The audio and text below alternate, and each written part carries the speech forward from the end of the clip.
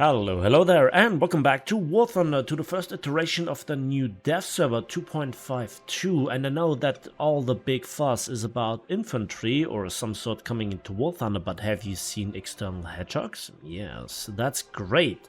So in this video I'll present you all the new ships, and there are some really big names in there, and as usual everything is subject to change, and on certain ships it is very obvious that something has to change or it is outright placeholder. And I will indiscriminately look through the nations from the most left to the most right seagoing nations, when we will look both at the blue water fleet and also the coastal fleet. And we shall start with the USS Forrest Sherman, and she is a beauty, coming after the USS Charles F. Adams, but before the USS Atlanta, and it's quite fitting because we have three rapid-firing 5-inch 54s, Mark 18s, garnished with two 3-inch twin 50s, and yeah, they have. We also have some torpedoes, and we have some Hedgehog mortars. And the one thing is, those guns are really rapid-firing, and the big problem here is that this is one of the most exposed ammo racks that there is, or magazines that there is, easily hittable, so you always have to turn away and hope that nobody slings a shot at this point. Significantly more tanky is the USS South Dakota. She is a beauty in her 1945 configuration, leadership of her class, and honestly she really looks good. I'm not quite sure which one I like more from the looks, the USS South Dakota or the USS Iowa. Yeah, she has everything. She has 9 16-inch 45s, so less penetration than the super heavy AP from the USS Iowa 16-inch 50s. But also for that we have a lower battle rating, but we are the tech tree predecessor. And a quick look just reveals all that we know, all that we have to know. Inclined 12-inch armor belt, or 12 point something armor belt, thick barbette, but also wide, twofold turret faces, and some decent deck plating, and yeah, relatively weak bulkheads. So at range this should be fine, and yeah, lots of AA, radar, 5-inch 38s, lots of quad 40s. What do you want more? And here we can see the 16-inch Mark 8 Mod 0 APCVC round, same bursting charge as the one on the Iowa, and 596mm of penetration, so just shy of 600. And with the Iowa we have roughly 70mm more of penetration with 667mm, so in the region of 10% more pen. And this is the Mod 6 one, yeah. The HE, it's alright, it kind of does the job. And that is basically everything that you need to know about the Americans. We go to the Germans, and we go to a very interesting destroyer, the Lütjens. And the Lütjens comes at battle rating 5.3, rank 4, after the Z-46, but before the first batch of cruisers. And she is a post-war destroyer in her 1969 configuration. She has two of the 5-inch 54s, Mark 18s, and then she has some interesting torpedoes.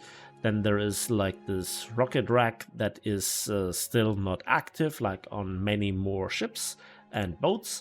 And then we have a RIM 24, but it's a single launcher one with roughly 8 seconds reload. On the other hand, the magazines are, except from the missile magazine, much better hidden than on the USS on the US counterpart, so you will not instantly die from a magazine detonation. So there is that. And then we come to also the boats, and as you can see, she is in the tech tree just before the Köln at battle rating 4.3, rank 5, and she is a jack of all trades, master of none. We have very dangerous twin 30mm AK-230 system in front, but you can run out of ammunition. But you can refill it in a cap, and this is where really your strength lies. If you get there, because you are a frigate, that means you spawn on the destroyer spawn, and that is not healthy. But if you can get into a spawn or a close quarters engagement, you also have the really dangerous RBU 6000 mortars in really good placements, but really short range. You really need to know how to aim. Then we have the torpedoes, not the best, fixed mounted, only 2 per side, and then the very good twin 57mm AK-725 automized artillery system with significantly more ammunition. Especially the AP is dangerous for destroyers if they have exposed ammo racks, or if you just can maul them from the front outright. This is a high skill cap boat, I think, but when it is in the right circumstances, if you manage to get it there, this is an absolute nightmare. And then we come to the Soviets, and speaking about nightmares, we have the Stalingrad, and she comes at rank 6, battle rating 7.7, and she has a really interesting look. And she comes after the Kronstadt with a bit higher battle rating. Now, in a nutshell, she has everything improved except for the armor, and I'm not quite sure she will be that dangerous. Let's quickly go through the basics. So we have a 180mm armor belt that's relatively high, and we have 140mm bulkhead that is a pike nose design, and I'm not sure that this is for the better. And when you then look at the X-ray, you can see that the magazines and the shell room and everything, that's really high above the waterline, that's really exposed. So this ship will die quickly. If there is no secret hidden plate or anything, this ship will die when getting shot at, even by heavy cruisers. And so I'm not really fearing it. But if you get caught off guard, those 9 305mm-62s with a 20-second reload will unleash hell upon you. Look at that. SAP as a stock shell, that is really good for a stock shell. And look at the muzzle velocity, 950 meters, same as with the AP. And for a 12-inch shell, you have nearly a 19 kilogram heavy TNT warhead and 530 millimeters of penetration at 10 kilometers. In comparison, the Kronstadt has a mere 491, but the Kronstadt, look at this, has thicker armor with a 230mm belt and a 330mm thick bulkhead, so you can angle this relatively aggressively. But never anyone accused the Kronstadt of being really tanky. I mean, sometimes, yeah, it's weird, but the Stalingrad is much more of a glass cannon. The secondaries have been improved up to 6 twin 130mm with a broadside of 8, and then you have quad 45s and quad 25s, lots and lots of them, really putting on a nice rainbow show. But this ship looks really clean, right? So there are no torpedoes, depth charges, or anything like this. It's really fast, 65 kilometers per hour. You have radar, you have the proximity fuse on the 130mm. So it has a lots of really necessary capabilities. It really excels in the firepower department, but I do not fear it when I get the first salvo off. I expect this thing to die brutally and quickly. And also, it cannot fire over the bow that easily. You see this massive bow here? Yeah, it needs a certain distance. And with this muzzle velocity, I expect it to be unable to shoot that target below 5 to 6 kilometers. But again, firing angles seem to be alright. That brings us to Great Britain, and we come to the HMS Fiji, and she is really interesting, coming after the HMN ZS Leander, but with a higher battle rating of 5.7, just before the HMS Southampton at rank 4. And yeah, she actually has 12 6-inch guns, so this is really great news. The armor, well, it's a light cruiser after all, even it was supposedly meant to take the shells of 8-inch cruisers or whatever, I mean the class. Yeah, this step here really kills you. But other than this, somehow, for some bizarre reason, I really like the effectiveness of the 12-barreled 6-inch UK cruiser line. I don't know exactly why, but they always have somehow worked for me. They were not really excellent, but they did the job.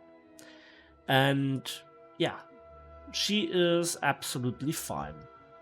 The only thing is really the magazine that's relatively high, so this can be a problem. And then finally she's here. HMS Prince of Wales in her 1941 configuration.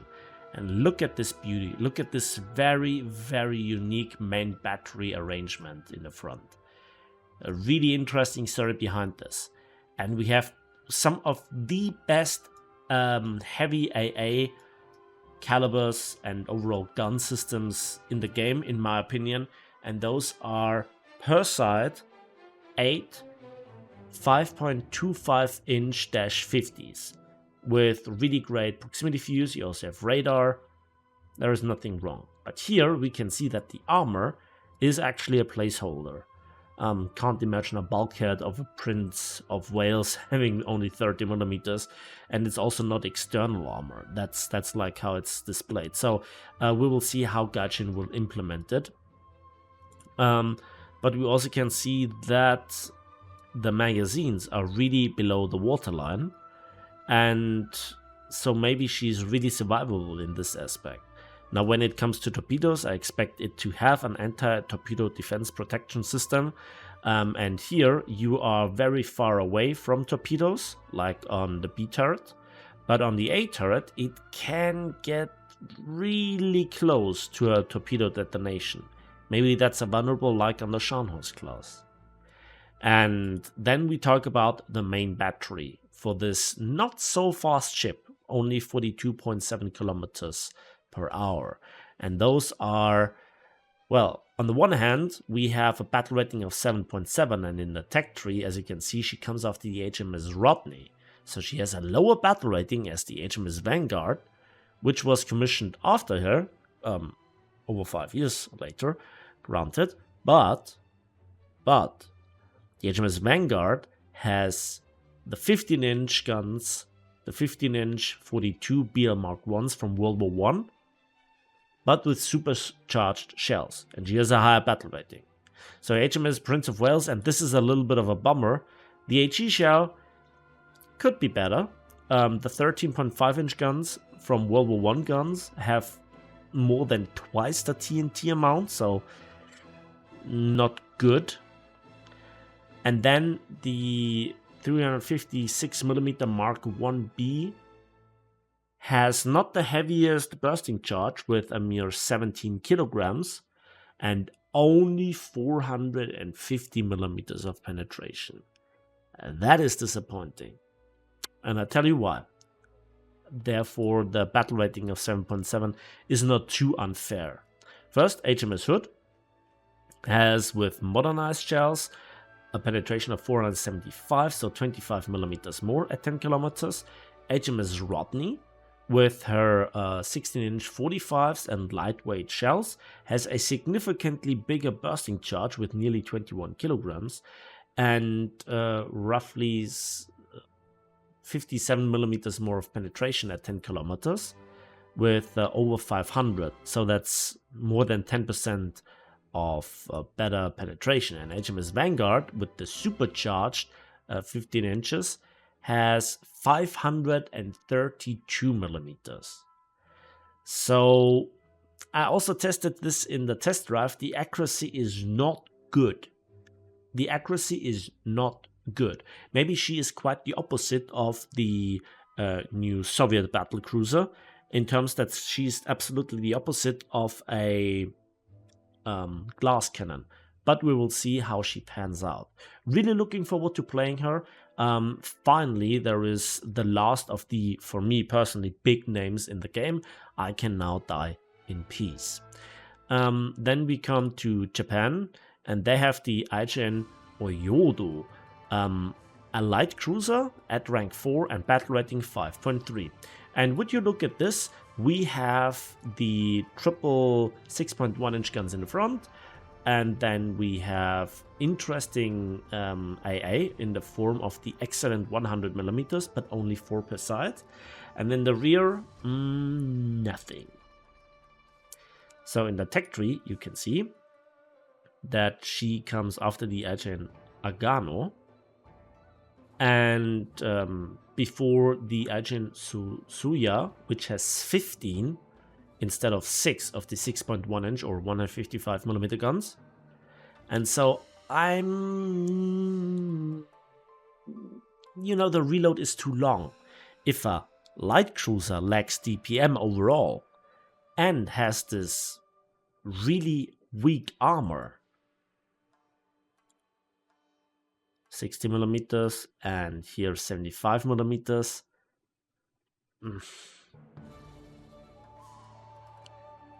We will see. We will see. Maybe there is a hidden talent. She also lacks any sort of torpedoes, and a light AA or a medium AA is 25 millimeters, and they are garbage.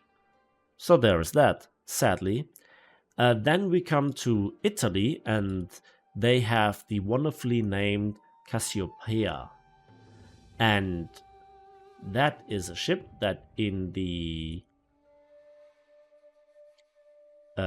coastal fleet you can find at battle rating 3.7, and she has a little bit of a trade-off because she basically has only this 76mm-62 Ottomelara MMI, and she has no SAP for it, but therefore she has 500 rounds instead of 115 like we see on some other ships like the Sparviero, which is always fun to look at. And so, yeah, while she has this limited armament, it could be really good.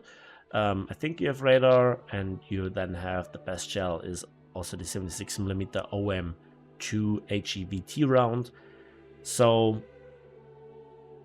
this could be a good ship, or boat rather, and that's it.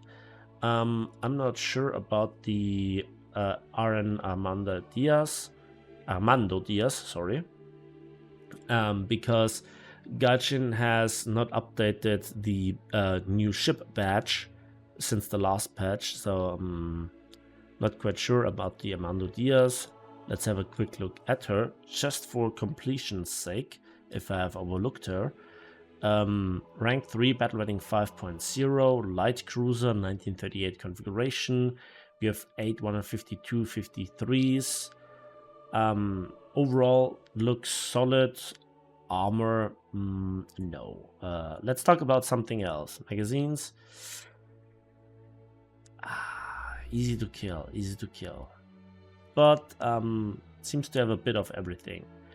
And then we come to France, and the French have done a funny one, because for the coastal fleet they have given us a premium at rank 4, battle rating 4.0, Le Corse, and that is a frigate. So the bad thing is you spawn with destroyers, and yeah, she has those torpedo launchers which now rotate on their own. Did I do this? I don't know. So we already have something similar, but now we have 3 twin 57mm-60 ACAT MLE 1951s.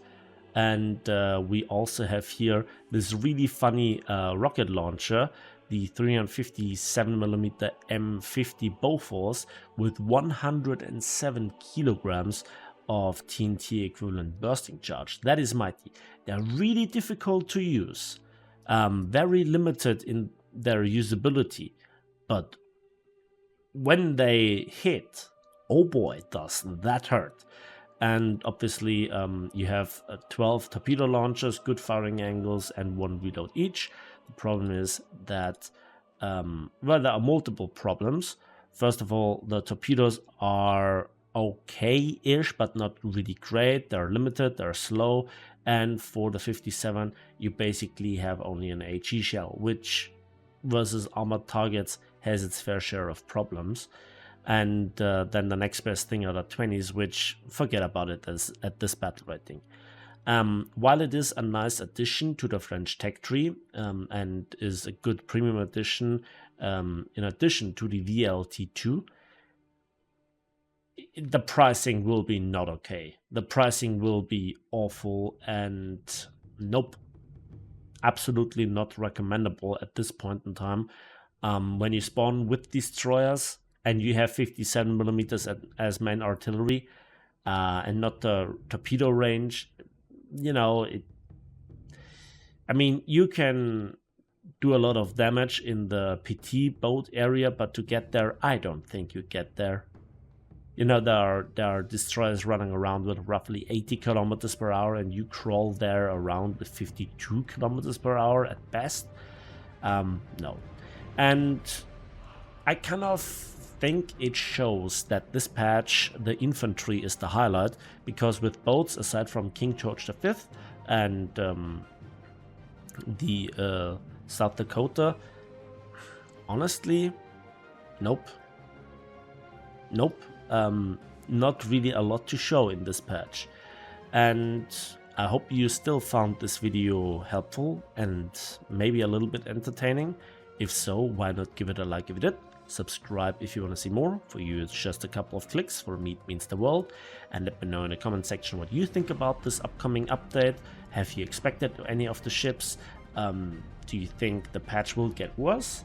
Let me know in the comment section, and as usual, thanks for watching, thanks for listening, and we'll see each other in the skies, on the battlefields, and on the waves of War Thunder.